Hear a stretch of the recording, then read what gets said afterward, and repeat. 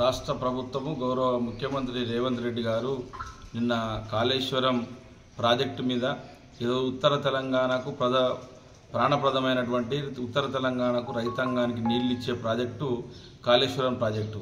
గతంలో మీరు కాంగ్రెస్ పార్టీ అధికారంలో ఉన్న సందర్భంలో ఇక్కడ ఉన్నటువంటి ప్రాజెక్టులు ఏ ఒక్కటి కూడా పూర్తి చేయకుండా తాత్సారం చేసినటువంటి విషయం కూడా ఈరోజు తెలంగాణ ప్రజలందరికీ తెలుసు. ప్రాణహిత చేవెళ్ళ ప్రాజెక్టులో భాగంగా ఇక్కడ మన దగ్గర ఉన్నటువంటి ఏదైతే ఎంఎంఆర్ శ్రీ రాయరాజేశ్వర ప్రాజెక్టు ఉందో అప్పుడు మీ హయాంలో అరకొర నిధులతో మొత్తం కూడా ఎక్కడ కుప్పలు అక్కడనే ఉంటుండే.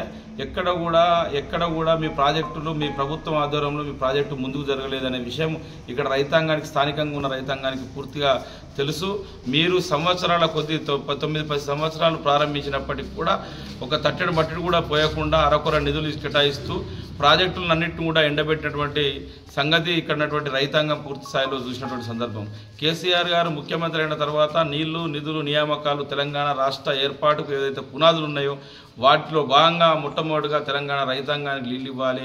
ఉత్తర తెలంగాణకు ముఖ్యంగా గోదావరి బేసిక్లో ఉన్నటువంటి ఒక శ్రీరామ్ సాగర్ ప్రాజెక్టు మాత్రమే ఇక్కడ అందుబాటులో ఉంది. ఇక్కడ ఉన్నటువంటి రైతాంగానికి నీళ్ళు ఇవ్వాలంటే మరొక ప్రాజెక్టు రావాలి. అక్కడ ఉన్నటువంటి నీటిని గోదావరిలో ఉన్నటువంటి నీటిని సద్వినియోగం చేసుకోవాలి. రైతాంగంలో ఉన్నటువంటి బీడు భూములకు కాళేశ్వరం జలాలు అందాలనే ఒక ఉద్దేశంతో తలంపుతో అప్పుడు ఉన్నటువంటి కేసీఆర్ గారు తెలంగాణ రాష్ట్రం ఏర్పడిన తర్వాతనే ఈ ప్రాజెక్టుల పైన సుదీర్ఘంగా చర్చించి ఆలోచన చేసి ఈరోజు మేడిగడ్డ అన్నారం సుందిల్లా ప్రాజెక్టులు నిర్మించి తద్వారా ఎల్లంపల్లికి తీసుకొచ్చి ఎల్లంపల్లి నుండి లక్ష్మీపూర్ పంప్ హౌజులు టన్నెల్స్ సబ్ స్టేషన్లు నిర్మించి తద్వారా ఇప్పుడు ఎంఎంఆర్కు శ్రీ రాజరాజేశ్వర జలాశయానికి నీళ్లు తీసుకొచ్చినటువంటి సందర్భం చూస్తూ ఉన్నాం.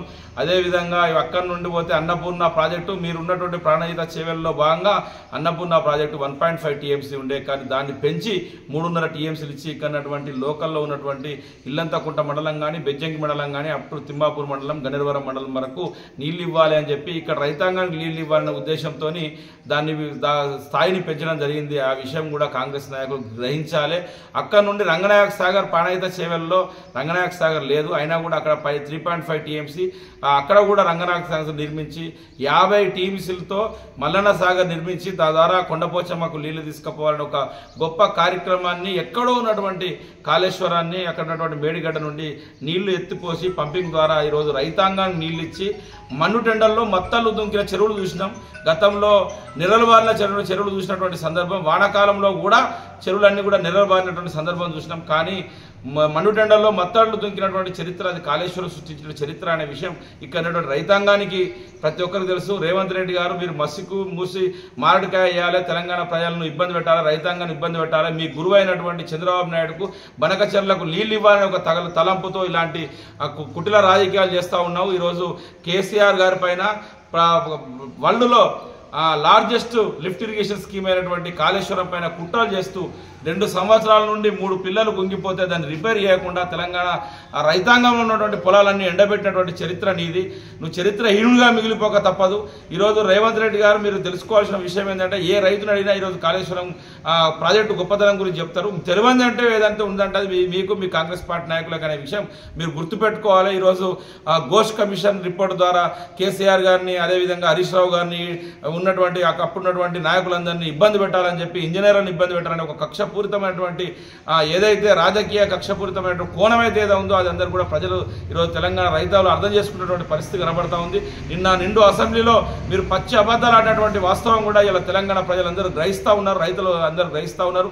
ఈరోజు హరీష్ రావు గారు నిన్న బ్రహ్మాండంగా మీరు చెప్పినటువంటి సమస్యలకు మీరు చెప్పినటువంటి ప్రశ్నలకు అన్నిటికీ కూడా జవాబు చెప్పినటువంటి సందర్భంలో వారికి పదే మీరు అడ్డం జరుగుతూ అసెంబ్లీలో వారి వాయిస్ను కూడా వినిపించకుండా చేస్తూ ఈరోజు గొంతు నొక్కి నిన్న మార్షల్స్తోని వాకౌట్ చేసే విధంగా మీరు వ్యవహరించినటువంటి సందర్భం మేము చూస్తూ ఉన్నాం.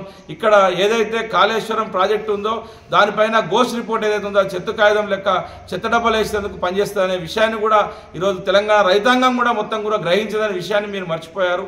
తప్పకుండా కేసీఆర్ గారు అంటే తెలంగాణ సృష్టికర్త, కాళేశ్వరం సృష్టికర్త. రెండు కూడా తెలంగాణ రాదనుకున్న తెలంగాణ సాధించిన పెట్టినటువంటి నాయకుడు కేసీఆర్ గారు. అదేవిధంగా బీడు భూములకు రైతులకు నీళ్లు రావనుకున్నటువంటి నీళ్లు తెచ్చి కాళేశ్వరం సృష్టించినటువంటి సృష్టికర్త కేసీఆర్ గారి విషయం ఈరోజు తెలంగాణ ప్రజల్లో రైతాంగంలో పేరుకుపోయినటువంటి విషయాన్ని మీరు గ్రహిస్తలేరు. ఇప్పటికైనా బుద్ధి తెచ్చుకొని కక్షపూరిత రాజకీయాలు మానాలని చెప్పి ఈరోజు తెలంగాణ రైతాంగానికి నీళ్ళు ఇచ్చినటువంటి ఘనత కాళేశ్వరం ప్రాజెక్టుదని మరొకసారి రైతులకు బహిరంగంగా చెప్పాలి. మీరు ఎలాంటి కుట్రలు చేస్తున్నటువంటి దానికి మీరే ముఖ్యమంత్రి గారు, అదేవిధంగా ఇక్కడ కాంగ్రెస్ నాయకులు బహిరంగంగా తెలంగాణ రైతాంగానికి క్షమాపణ చెప్పాలని చెప్పి డిమాండ్ చేస్తూ ఉన్నాం.